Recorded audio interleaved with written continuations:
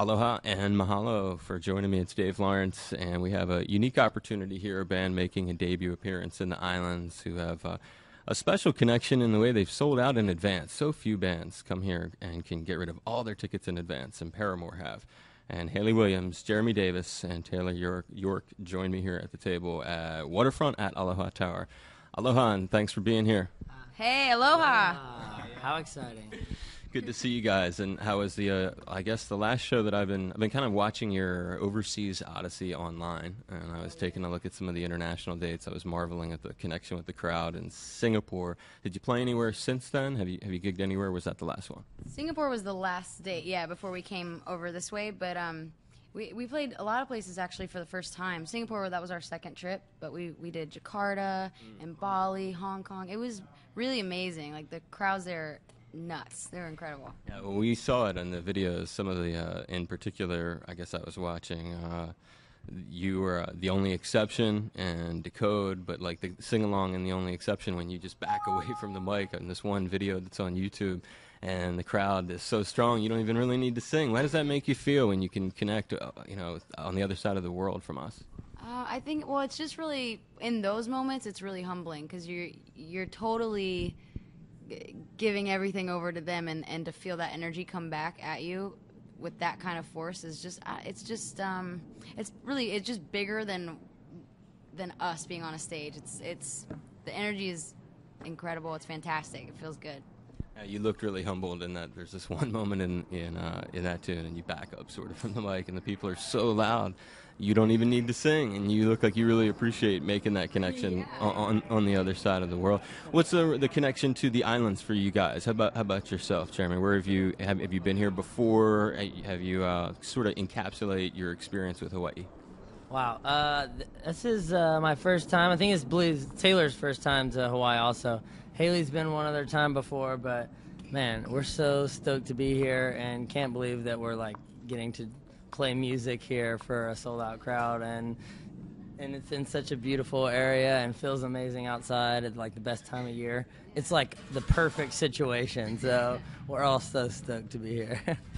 That's cool. And so your first time too, never been to Hawaii? Never been before, but really, really excited. I have a magnet at home that says "Aloha, y'all." It says Nashville Hawaiian style, so I've been waiting for years to come here just so I can say that. Yeah. And the thing is, I was sort of introducing you, which is true. In the islands here, and I'm sure you wouldn't be familiar with this, but like shows rarely sell out in advance, and this is a tough economy. People here it's a real have and have not place. Most people don't have a lot of dough who are living here, and so we just had a lot of really cool rock shows in a row. But yet yours is totally sold out in advance. And sort of on the same tip of when you think about that unusual connection which we discussed in Singapore, which is on display elsewhere, why do you think it is that some places connect with your music and others maybe it's harder to sell the tickets?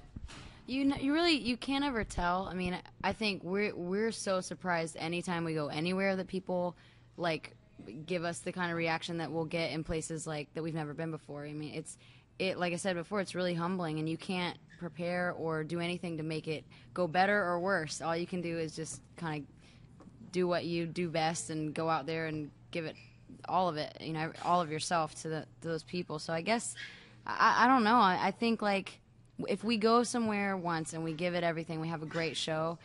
I mean, as long as at least 5 or 10 of those people had a good enough time to come back and we can play for them again, then we know we did something right.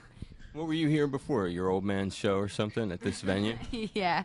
I was here watching that show, and actually, the next night, I think it was the next night, there was like the big tsunami, and we had to get out of town real quick.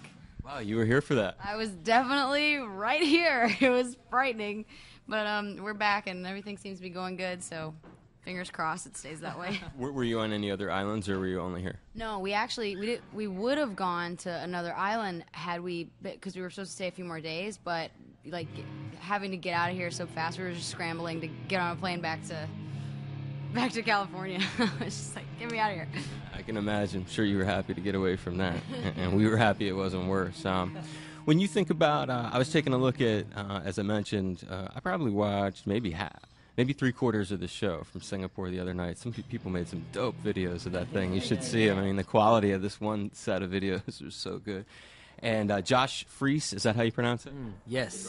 The drummer of the band. What's when it comes to rhythm sections and connecting with people? You know, I was watching him. The dude is ferocious. Like, what is it that helps you lock in with some people and others not so much? Oh wow, it's crazy. Josh Freese, he's on so many unbelievable projects, and actually hanging out with him, he's such a joyful person just to be out playing music for a living still, and it's crazy. You can really feel his passion, and you know, it's one of those things where you feel each other playing together rather than having to really pay attention to what he's doing, you know. And he's just so smooth. Pretty awesome. But yeah, that tour in South America was amazing with him for sure. Well, just watching that dude in Decode, like, there's like these slamming little, like, really simple moves, and he'll do a stick twirl in the middle. I mean, he's got so much.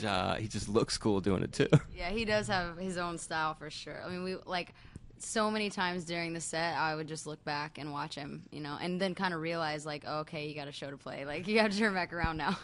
Right? Yeah, you get off on his killer drum work.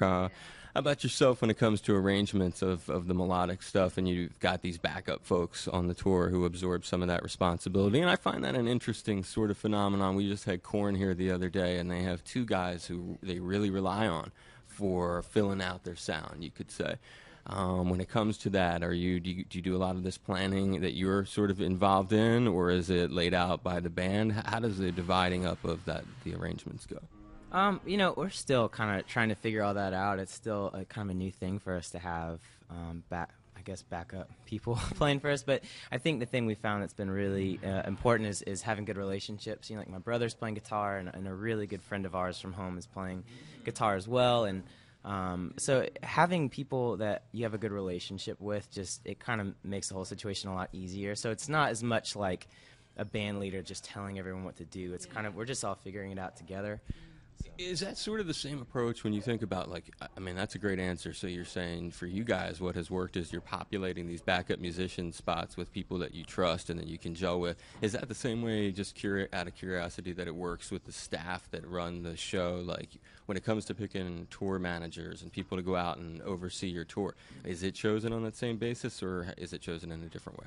Yeah, we definitely, everyone that works out on tour for us and everybody that's out there, it's almost to the point where we don't consider it, maybe it's to a fault, but we don't really consider it like, hey, we're the bosses and all these people work for us, and it really is like a family out there, and that's something that's so unique, and we realize how unique it is more and more, like as we go along. We tour with other bands and we see kind of the way they do touring.